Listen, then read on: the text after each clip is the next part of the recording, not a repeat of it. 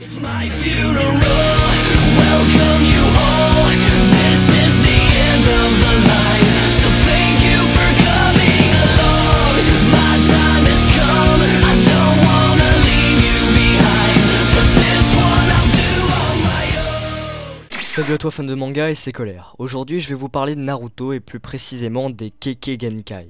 Pour ceux qui ne regardent pas la VOST FR, c'est-à-dire la version japonaise mais sous-titrée en français, un Kekkei Genkai c'est une technique héréditaire. Dans cette vidéo, nous verrons ce qu'est un Kekkei Genkai, comment en avoir, comment l'utiliser, la liste des personnes qui possèdent des Kekkei Genkai dans la saga Naruto et Naruto Shippuden. Les Kekkei Genkai sont des techniques héréditaires donc qui ne se transmettent de génération en génération. Donc on ne peut pas enseigner cette technique ou les maîtriser. On ne peut que si on appartient à la famille ou au clan qui possède cette technique. De plus, ces techniques sont impossibles à copier par un utilisateur du Sharingan.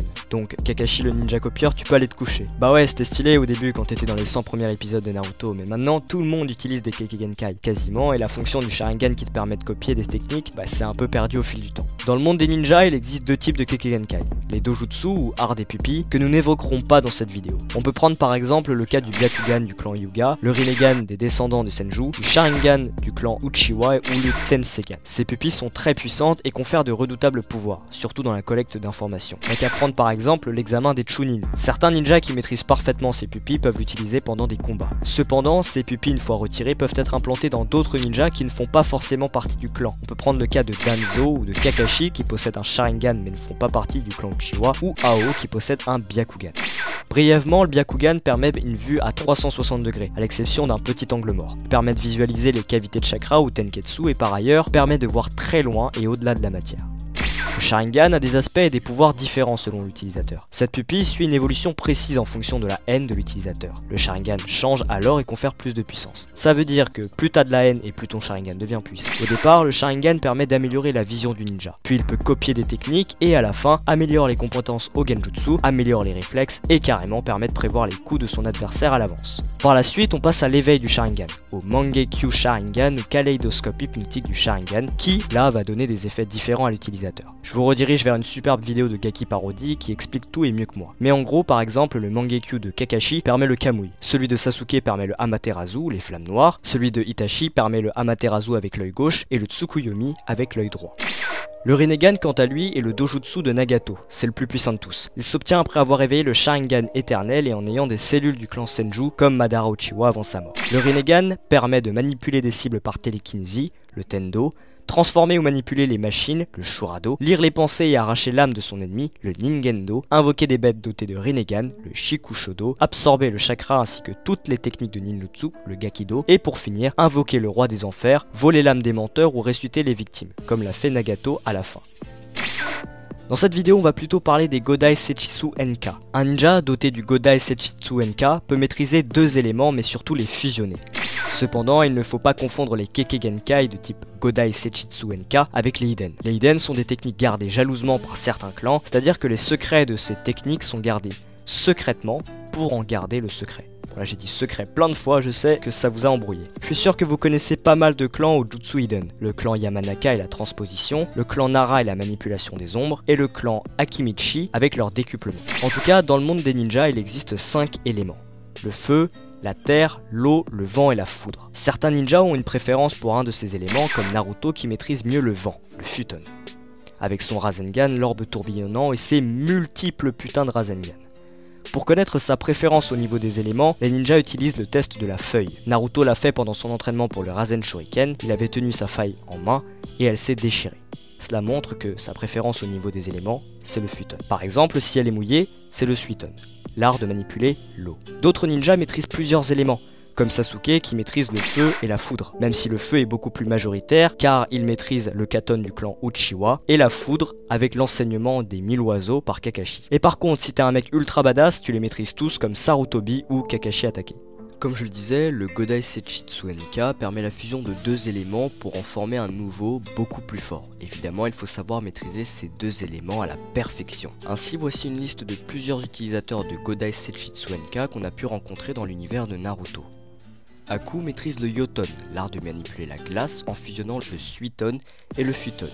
Hashirama et Yamato maîtrisent le Mokuton, l'art de manipuler le bois en fusionnant le Suiton et le Doton. Même si Yamato c'est un peu plus étrange, puisqu'en fait c'est Orochimaru qui lui injecte quelques cellules de Hashirama.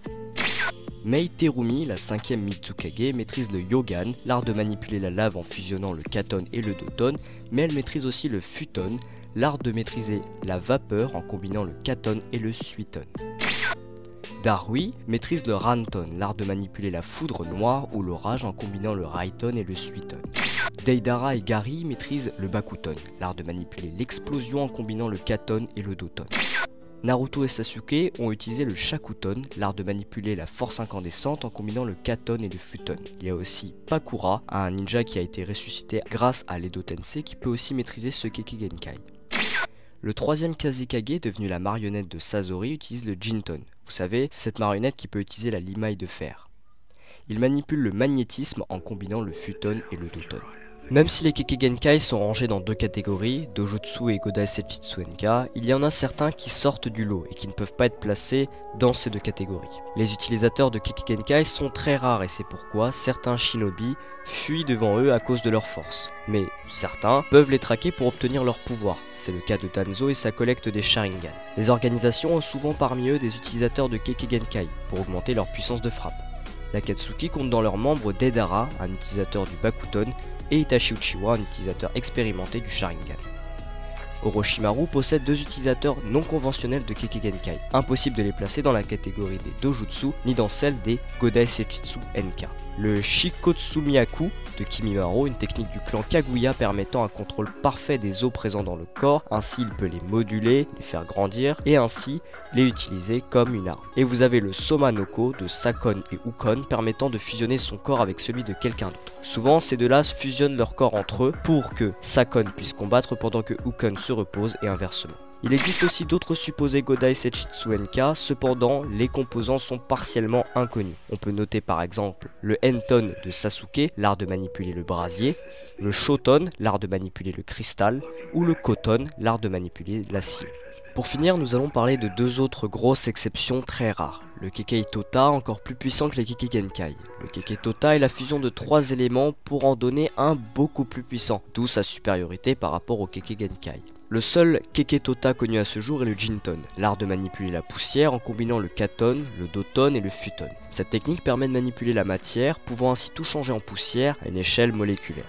Il n'y a que 2 personnes qui savent la maîtriser à ce jour, le 2e Mizukage, Mu, et le 3e Mizukage, Onoki, qui savent l'utiliser, mais il semble que le Jinton ne soit pas une technique héréditaire comme les autres Kekkei Genkai. En tout cas, le Jinton est très puissant car même Madara lui-même le dit, si Onoki était au top de sa forme, il arriverait à l'égaler.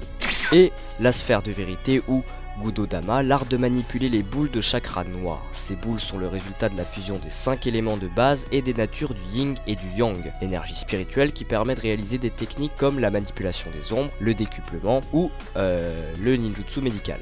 En fait, c'est la fusion entre le Meiton, donc les 5 éléments de base, Katon, Doton, Futon, Raiton et Suiton, et le Inyoton, le mélange entre le yin et le yang. Naruto, Tobi et Madara ont déjà acquis ce pouvoir. Pour l'avoir, il faut remplir au moins un de ces critères. Devenir le Jinchuriki de Jubi, comme Obito, ou obtenir l'éveil du Senjutsu de Rikudo, comme Naruto. Vous pouvez aussi l'obtenir en éveillant le Tensegan, mais ça c'est un peu autre chose.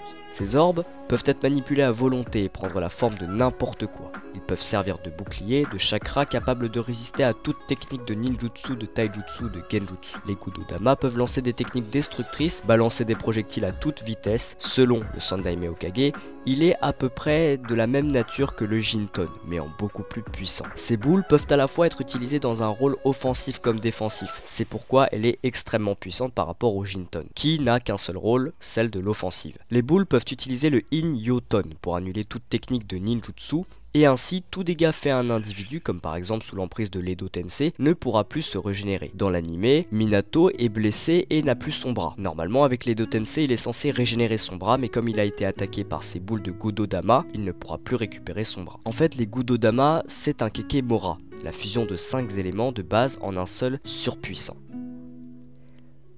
Voilà, c'est la fin de cette vidéo et j'espère qu'elle vous aura plu. Ça m'aura pris pas mal de temps à faire les recherches et à faire le montage, donc n'hésitez surtout pas à lâcher un pouce bleu et à commenter la vidéo ou la partager si vous voulez sur les réseaux sociaux. Sur ce, moi je vous dis à la prochaine. Ciao.